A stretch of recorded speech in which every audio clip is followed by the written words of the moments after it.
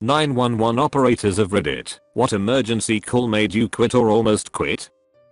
I had a trainee get up and leave in the middle of a shift after taking their first active call. She had only had calls of people reporting things that had already happened and the like. She took a call with an active domestic fight going on over the phone. Yelling, cursing, screaming, threatening, physical altercations. She took the call well, but I guess she decided that type of thing was too intense for her. I've taken some really rough calls. None of them made me want to quit, though. I made the choice to leave because the professional environment was just so toxic at the agency I was at. I worked answering medical alarm calls for a while. Think help I've fallen and I can't get up. Guy hits his GPS button. When I answer the call he says sorry, just an accident. My brother and I just stabbed a hooker, and hung it up. I tried to call back while I had two supervisors listen to the call. Everything was recorded and verify what I heard so we could call police with the GPS location of the call. No answer. I'll never forget his name. I googled it for weeks to see if he was arrested. Still haunts me. It was 2.5 years ago. I quit a few weeks after. We had several dispatchers and officers quit after we had an active shooter where one officer died and several were wounded. Lots of media coverage and stress. There was a police academy going on at the time and lots of people in the academy dropped out too. It was rough. I had a trainee quit after taking a domestic disturbance hostage situation call that lasted for hours. She went to the bathroom for like 45 minutes and I sent the supervisor to check on her. She had a bleeding ulcer and had to be transported to the hospital. Quit the next day. Stress sucks.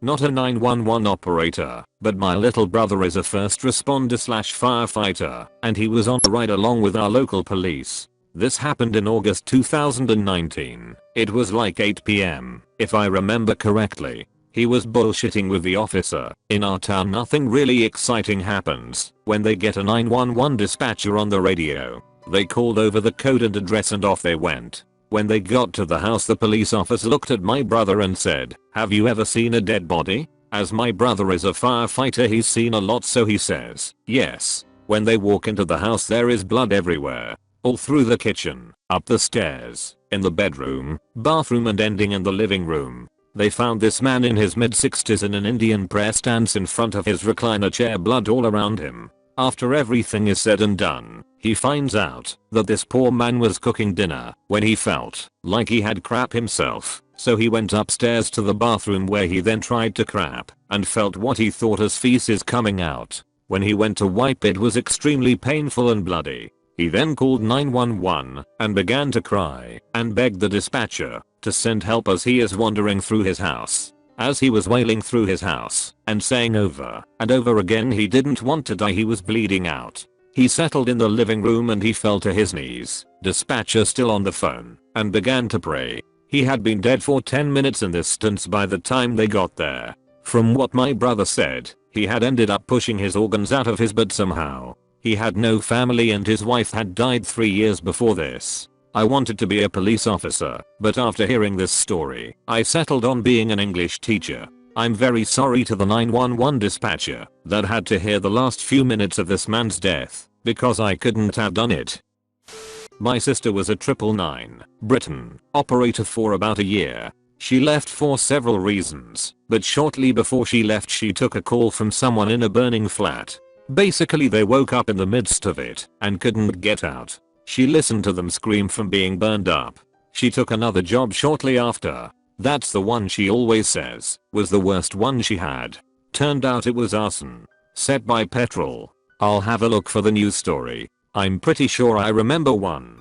Edit. Okay, so first off the fire was started with mineral spirits in a trash bin. My sister was not on the phone listening to the person being burned up. She took a call from a person that survived. She was hysterical of course but survived. However, 2 people perished. That was the thing that made her want to quit.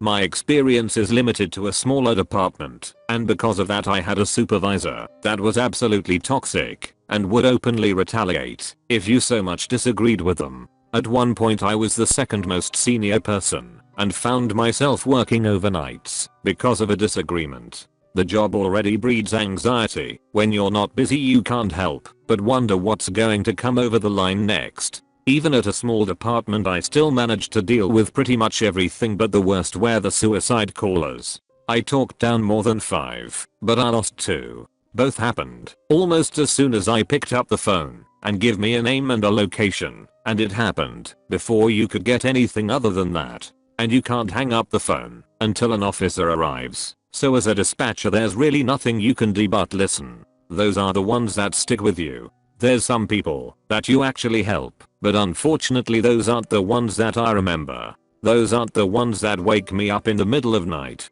Some people are built for that and can leave that at work somehow, but I'm not one of them. I ultimately left the job because of the management and just burnout and fatigue. I'm lucky that I did, because I don't think I would have stayed healthy for very long, because even now I can point to that job and say that the stress caused by it is what started my anxiety, and I gained over 100 pounds in 4 years because of the stress, inconsistent schedules and night shifts. I was lucky enough to enter another field and become a senior software developer, but I have nothing but respect for dispatchers. I hope all departments adopt policy of debriefing and a focus on mental health after active incidents for both the officers and the dispatchers, because for some reason they are often forgotten.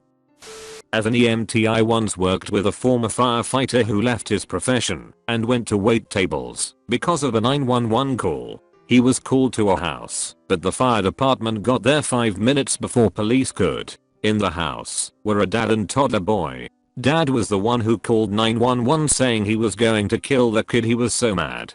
So the firefighter is at the door, but his sergeant is not letting them go in without police due to the possible danger of the situation. He could hear the boy screaming those death screams of someone who's really in pain. After a few minutes he decides freak it, he's going in anyways and breaks down the door. He gets the door open just as police show up, and they find the boy basically boiled from the waist down. While they were outside the dad is holding this kid under scalding water in the tub. The kid died from his injuries after a long stay in the hospital. The firefighter was reprimanded for breaking protocol and still feels like everything was his fault for not saving the boy faster. It's always the kids that get to you. Not a 911 operator but a doctor was covering an ER night shift when EMS radios in to tell us they are inbound with a patient who suffered an eye injury. I'm thinking since the person called a fucking ambulance it must be pretty bad, like spilled muriatic acid all over my face, or fell and landed eyeball first into a fork bad. They wheel her in 10 minutes later, and she looked completely fine. When I ask what happened, and I shit you not she says I got a cat hair in my eye. An ambulance ride for a freaking hair in her eye. Icing on the cake she was a Medicaid patient. $2,000 and change of your tax dollars at work. For something that could have been solved at home with a penny's worth of tap water. So this happened a couple years ago to a friend of mine. She was a dispatcher for at least 5 years. She was on a break-in call. The girl on the phone was terrified and trying to stay quiet in another room as she heard someone breaking into her house. The guy who broke in walked past the door a few times before kicking it in. All my friend heard was this girl screaming into the phone, "He's going to kill me," said over and over again until he actually did. He stabbed her multiple times while she held onto the phone screaming. My friend was so shaken after that she took a couple weeks off to get help. Her husband and family was very supportive and they all really tried to help. But on her days off, she ended up killing herself. We think it was an accident, but she took too many pills trying to get some sleep and just never woke back up. I live in Russia, 112 operator. Once I had a call. A drunk man wanted to call an ambulance for his wife who had a cut on her stomach, and she was unconscious. He was absolutely calm, as if nothing terrible had happened. I asked his name and address. He told me everything just like in any other call. It was quite suspicious. So I sent this information to the police too. It turned out that he already killed her by the time he called me. He stabbed her with a kitchen knife 29 times, and it was just before the International Women's Day. I get to the office at midnight. Grave shift. I sit at my desk. I have coffee in my book. I'm studying for an exam. I'm going back for my master's degree, so I have to do homework during this 12-hour shift. I put on my headset. Dead silence for 2 hours. Coworker is behind me. She's listening to music. She gets a call to her line. It's a car accident. Nothing serious. I hear the whole call. It's resolved within 15 minutes. The music resumes 3:14 am. My line lights up. Close my book and start the call. It is a young man. I'm guessing no older than 30 years in age. I already have my fingers hovering over my keyboard ready to dispatch EMTs to whatever is happening. 911, what is your emergency? I say. The man is talking to someone on the phone. That is not me. I hear screams in the background. I push my keys to dispatch police to the location I see on the screen. GPS tracking from the call landline. People still use landlines? Wow. Then he speaks to me. Did you send them? Are they coming? The screams from the background are from a woman. He's talking to me. I think back to all of the counseling courses I've taken to try and calm him down. Assess the situation. Think. Sir, can you tell me what's going on? We have officers on the way. Are you hurt? Think.